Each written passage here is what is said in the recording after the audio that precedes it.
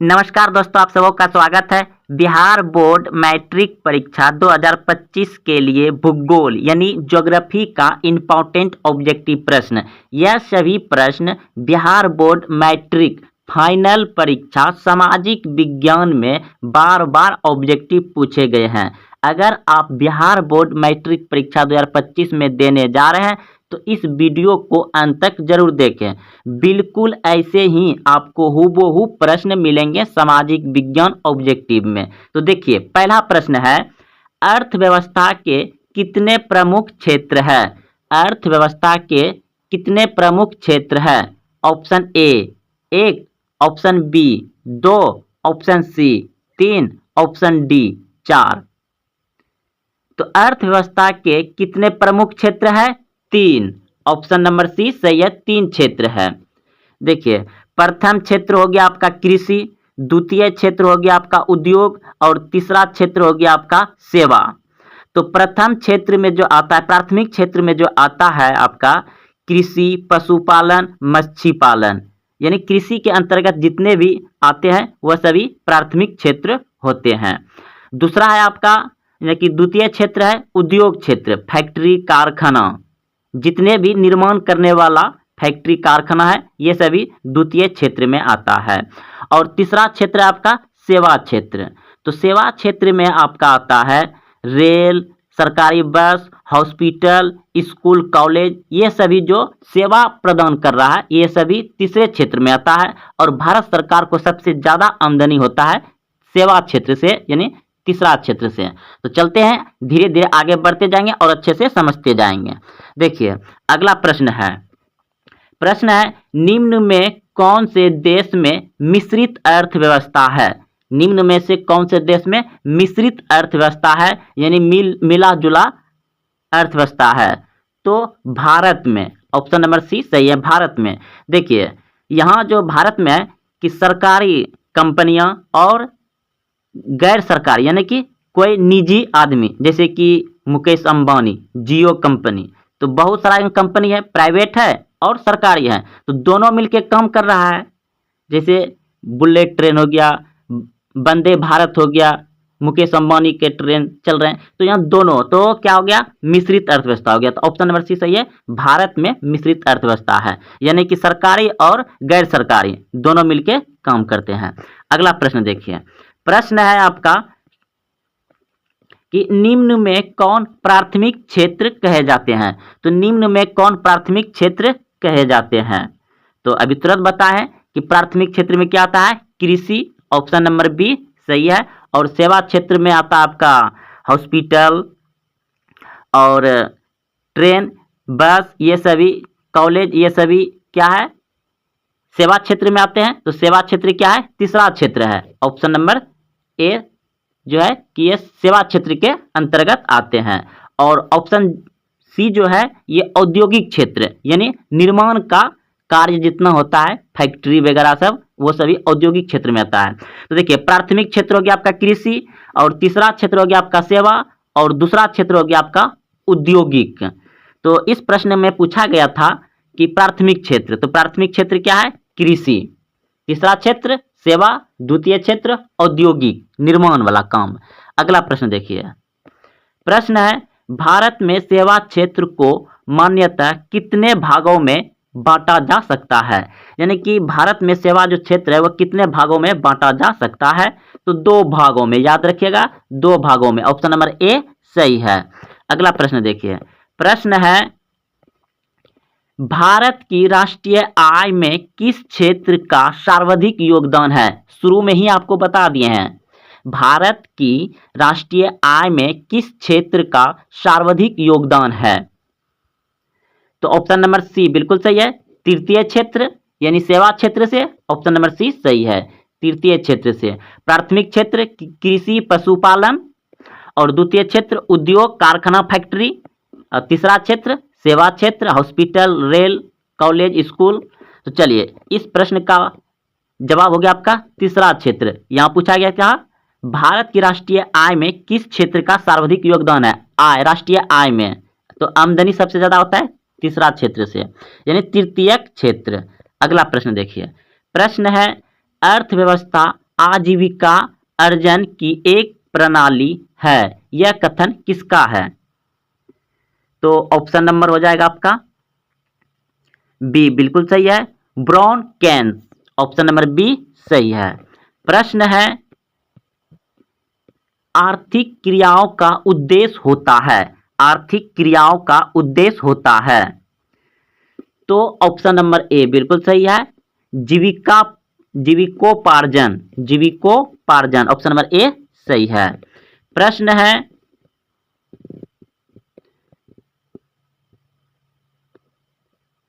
श्वेत क्रांति का संबंध अर्थव्यवस्था के किस क्षेत्र से है?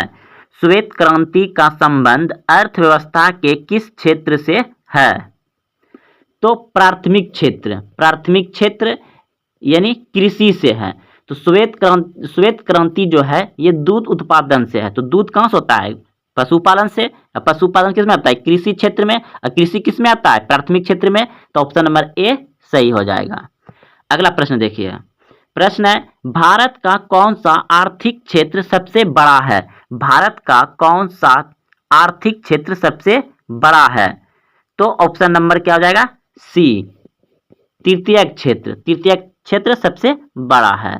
अगला प्रश्न देखिए। किस क्षेत्र को द्वितीयक क्षेत्र कहा जाता है? किस क्षेत्र को द्वितीयक क्षेत्र कहा जाता है? तो भाई बता चुके हैं, उद्योग क्षेत्र को ऑप्शन नंबर सी सही है। उद्योग क्षेत्र यानी निर्माण कार्य, कारखाना, फैक्ट्री जहां उद्योग होता है उसे द्वितीय क्षेत्र कहा जाता है। और प्राथमिक क्षेत्र कृषि को और तृतीय सेवा को। तो इस प्रश्न में पूछा गया था द्वितीय क्षेत्र किसे कहा जाता है? तो उद्योग क्षेत्र को। अगला प्रश्न देखिए। प्रश्न है, शिक्षक द्वारा अपने पुत्र को पढ़ाना कौन सी क्रिया है? शिक्षक द्वारा अपने पुत्र को पढ़ाना कौन सी क्रिया है? ऑप्शन बी बिल्कुल सही है, अनार्थिक।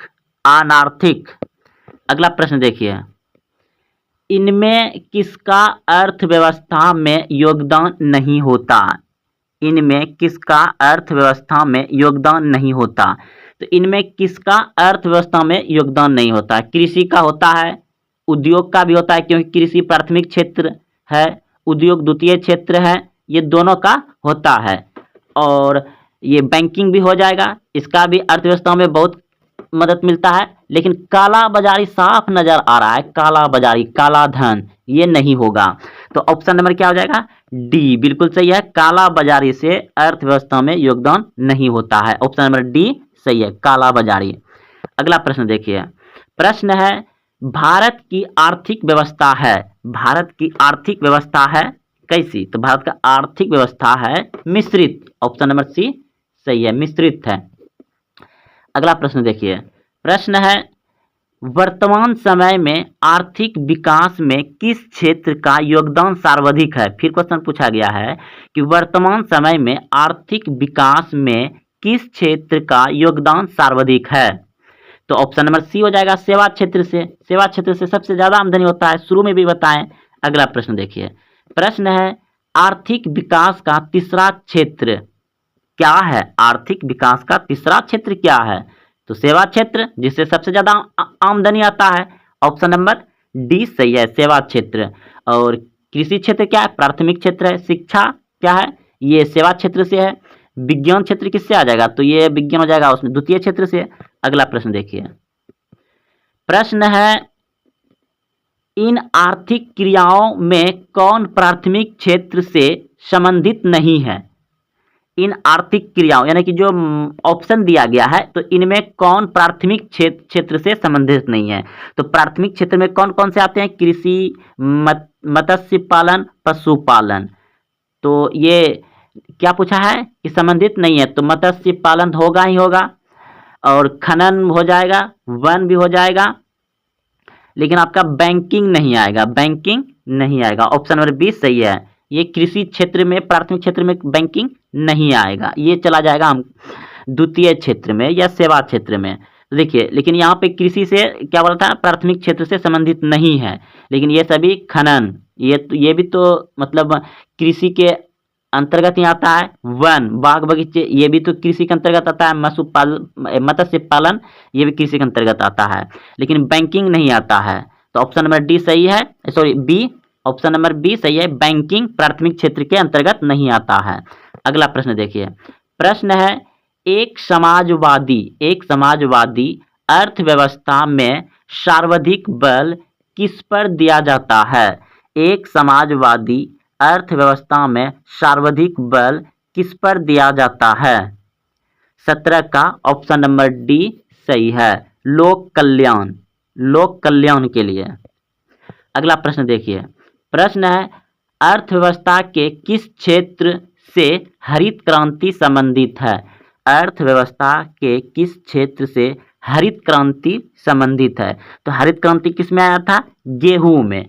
तो गेहूं किसके अंतर्गत आता है? गेहूं उपज किसके अंतर्गत आएगा? कृषि में। तो ऑप्शन नंबर ए सही है, प्राथमिक क्षेत्र में हरित क्रांति सबसे ज्यादा आया था गेहूं उत्पादन में। तो गेहूं उत्पादन कहाँ आएगा? कृषि में। तो प्राथमिक क्षेत्र में आ जाएगा। अर्थव्यवस्था के किस क्षेत्र से हरित क्रांति संबंधित है? तो प्राथमिक क्षेत्र से, ऑप्शन नंबर ए सही है।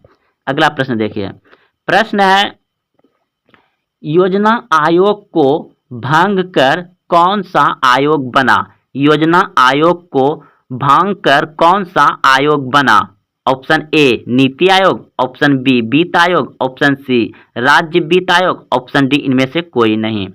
तो योजना आयोग को भंग कर बना NITI Aayog, option number A सही है, नीति आयोग बना योजना आयोग को हटा करके। अगला प्रश्न देखिए, प्रश्न है भारत में योजना आयोग का गठन कब किया गया था? भारत में योजना आयोग का गठन कब किया गया था? तो ऑप्शन नंबर ए बिल्कुल सही है, 15 मार्च 1950 को किया गया था। 15 मार्च 1950 में ही योजना आयोग का गठन किया गया था और योजना आयोग को अब भंग कर यानी हटा करके वहां पर नीति आयोग लाया है। अगला प्रश्न देखिए, नीति आयोग या योजना आयोग का अध्यक्ष कौन होता है? राष्ट्रपति, उपराष्ट्रपति, प्रधानमंत्री या राज्यपाल? तो देखिए नीति आयोग या योजना आयोग तो हटा ही दीजिए, अब नीति आयोग आ गया योजना आयोग के जगह पर। तो नीति आयोग का अध्यक्ष कौन होता है? प्रधानमंत्री होता है। जब जिस समय का प्रधानमंत्री रहेगा वह उस समय का नीति आयोग का अध्यक्ष होंगे। ऑप्शन नंबर सी सही है, प्रधानमंत्री। जो प्रधानमंत्री बनेगा वही नीति आयोग का अध्यक्ष होंगे। अगला प्रश्न देखिए, तो भारत में नीति यानी योजना आयोग की स्थापना कब हुई? भारत में नीति आयोग यानी कि योजना आयोग 15 मार्च 1950 को लागू हुआ था और उसे भांग कर यानी कि उसे रद्द कर, उसे हटा करके उस जगह पर नीति आयोग लाया गया। तो नीति आयोग की स्थापना कब हुआ है? नीति आयोग का स्थापना हुआ है 1 जनवरी 2015 में, यानी कि योजना आयोग को 1 जनवरी 2015 को भंग दिया, उसको हटा दिया, भंग कर दिया और नीति आयोग लाया। कब लाया नीति आयोग या नीति योजना? ऑप्शन नंबर ए सही है, 1 जनवरी 2015 को। अगला प्रश्न देखिए, भारत में विकास की नीति कौन सी संस्था बनाती है? भारत में विकास की नीति कौन सी संस्था बनाती है? तो ऑप्शन नंबर सी सही है, नीति आयोग यानी योजना आयोग 15 चलिए, योजना आयोग को भंग करके नीति आयोग लाया गया और नीति आयोग क्या करता है?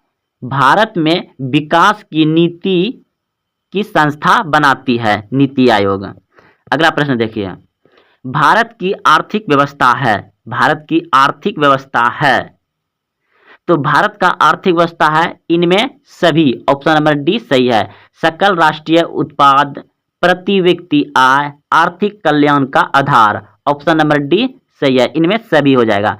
तो दोस्तों यह सभी प्रश्न क्लास 10th भूगोल का इम्पोर्टेंट ऑब्जेक्टिव था, जो बिहार बोर्ड मैट्रिक फाइनल परीक्षा सामाजिक विज्ञान में पूछे जाते हैं।